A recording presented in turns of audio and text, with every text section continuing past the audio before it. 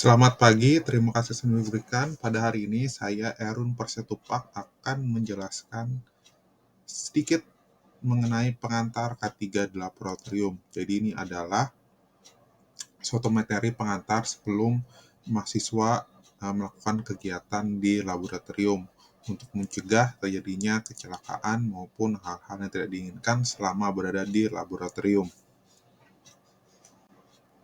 Berdasarkan peraturan pemerintah nomor 50 tahun 2012, K3 itu dapat didimensikan sebagai segala kegiatan untuk menjamin dan melindungi keselamatan dan kesehatan tenaga kerja melalui upaya pencegahan kecelakaan kerja dan penyakit akibat kerja. Jadi, K3 itu biasanya itu berupa sebuah SOP ketika akan memasuki suatu tempat, biasanya kalau dalam hal praktikum itu berarti di laboratorium ya.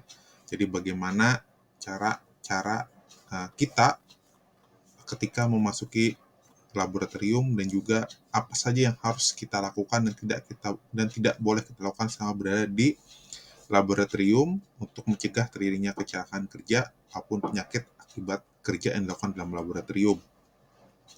Tidak hanya itu, K3 itu biasanya kalau di dalam laboratorium itu juga memuat terkait dengan bagaimana sih penanganannya apabila terjadi kecelakaan di dalam laboratorium ataupun misalnya terjadi tumpahan bahan kimia atau terjadi kebakaran. Nah, jadi K3 itu lebih ke arah bagaimana pencegahan maupun penanganan pasca untuk ketika terjadi kecelakaan atau terjadi bencana di dalam laboratorium. Ini dalam konteksnya ketika mahasiswa praktikum seperti itu.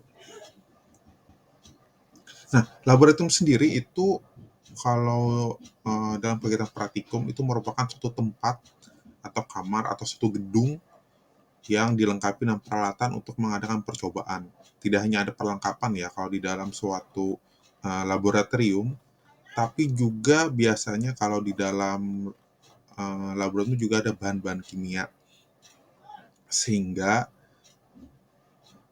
penting kita untuk mengetahui bagaimana cara penanganan bahan, cara mengambil bahan, ataupun bagaimana cara kita menggunakan peralatan-peralatan laboratorium sehingga nantinya tidak menimbulkan kecelakaan ataupun hal-hal yang tidak diinginkan, apalagi terjadi bencana dalam laboratorium seperti kebakaran ataupun ledakan seperti itu.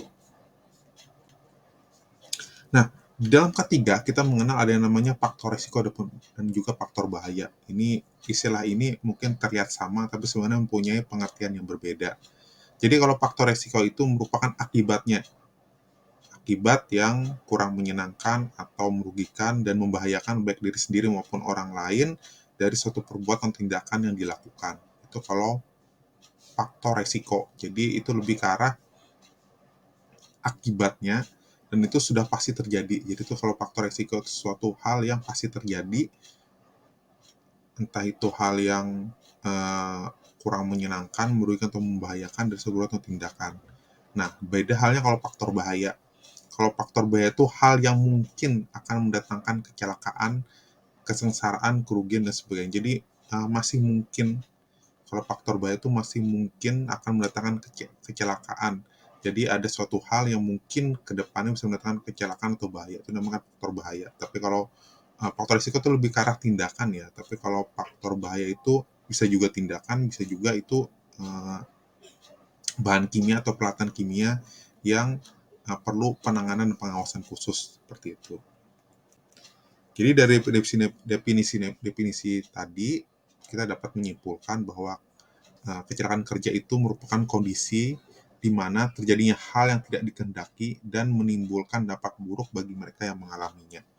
Jadi itu adalah definisi dari kecelakaan kerja berdasarkan makna dari faktor risiko, faktor bahaya, dan juga jika kita kaitkan dengan laboratorium tadi ya, berarti kalau kecelakaan kerja itu ada hal-hal yang terjadi di laboratorium akibat kurang waspadaan atau keteledoran dari mahasiswa yang melakukan percobaan atau melakukan praktikum sehingga menimbulkan dampak buruk dan juga berbahaya bagi mereka. Entah itu mereka tidak hati-hati sehingga bahan kimianya pecah dan tumpah, atau bisa juga karena penggunaan alat yang salah sehingga alatnya terbakar seperti itu. Jadi kecelakaan kerja itu bisa terjadi dan harus diminimalisir selama berada di laboratorium. Nah, selama di laboratorium ini adalah hal-hal yang perlu kita cermati dan juga perlu kita pahami ya. Jadi yang pertama, ketika Anda tidak mengetahui dampak atau jenis bahan kimia yang akan digunakan maupun peralatan yang akan kalian gunakan dalam praktikum atau percobaan, maka perlu adanya pengawasan entah itu dari dosen ataupun dari asisten praktikum. Jadi ketika kalian tidak tahu suatu bahan kimia atau tidak mengetahui cara penggunaan suatu alat di dalam laboratorium kimia, maka hendaknya kalian bertanya baik kepada dosen ataupun asisten dosennya atau asisten praktikum. Jadi pengawasan berkala itu perlu dilakukan di dalam laboratorium. Tidak hanya itu, kita juga perlu menjaga ruang itu tetap steril.